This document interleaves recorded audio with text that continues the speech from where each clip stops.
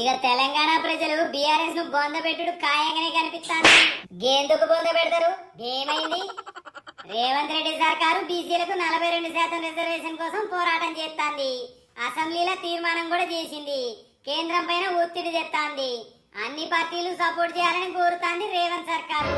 దాంట్లో అన్ని పార్టీలు సపోర్ట్ చేయాలి, మంచి పనే కదా. ఇక మంచి పనులకు బీఆర్ఎస్ సపోర్ట్ చేస్తుందా? మీకు తెలియని ఏముంది ముచ్చట.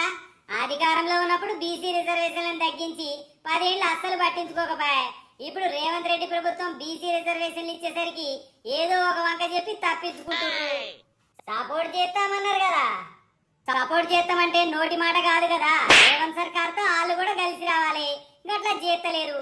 అయినా ఈ మధ్య టిల్లు గాని నోటి దూర ఎక్కువైంది, కావాలనే చేస్తున్నట్టుంది వాని వాలకం చూస్తే.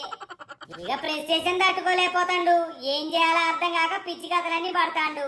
బీసీ రిజర్వేషన్ల అంశంలా రేవంత్ రెడ్డి సర్కార్తో కలిసి రాకపోతే ఈసారి పార్టీకి పాతాళంలో బొందబెట్టుడు ఖాయం. అదైతే నిజమే.